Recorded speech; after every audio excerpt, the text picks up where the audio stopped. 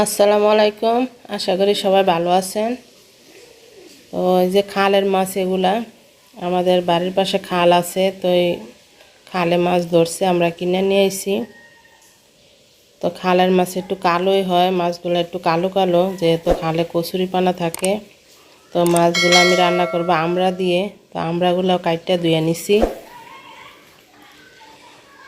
তো মাছ ভাজা শেষ, আমি তেল গরম হয়ে গেছে, পেঁয়াজ দিয়ে দিছি মাছ ভাজার তেলেই। তো যারা যারা আমার ভিডিওগুলো দেখেন তাদেরকে অনেক ধন্যবাদ।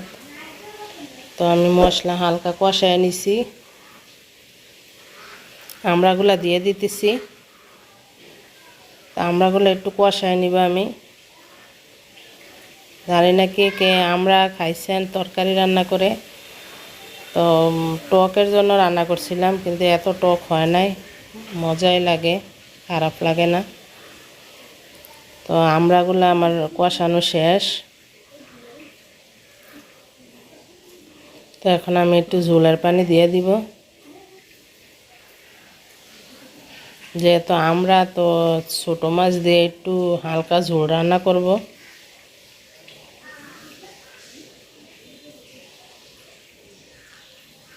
এই যে মাছ ভাজা রাখছি, তো মাছগুলো এখন দিয়ে দিব আমি।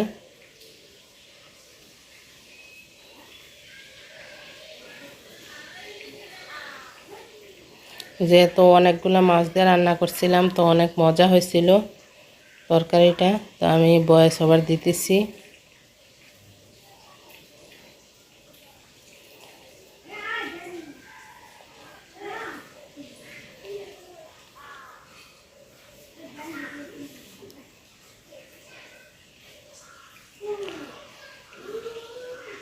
তো আমি উঠায় দেখতেছি তরকারি হয়েছে নাকি।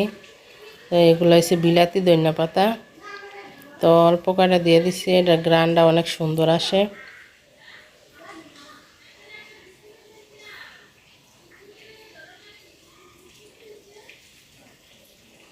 তো লাড়া দিয়ে দিতেছি যাতে ধনিয়া পাতাটা একটু নিচে যায়। তো তরকারি হয়ে গেছে, নামাই দিছি। এটা হইতেছে লাল শাক ভাজা, আর এটা হইতেছে টক পাতা। যারা যারা গ্রামে আছেন তারা তো অবশ্যই চিনেন।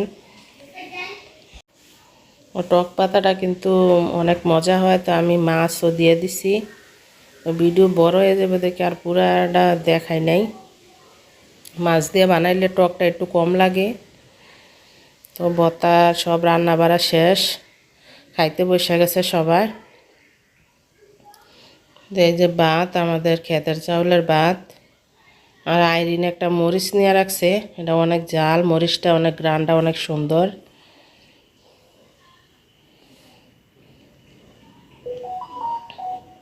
তো এটা হইতেছে যে আমরা দিয়ে টক রান্না করছি এই তরকারিটা। আর এটা হইতেছে লাল শাক ভাজা, লেবু পাতা দিছি। আর এটা হইতেছে টক পাতার ভর্তা। তো টক পাতার ভর্তা কিন্তু অনেক মজা হয়, জানি না কে কে খাইছেন। যারা গ্রামে আছেন তারা তো অবশ্যই চিনেন।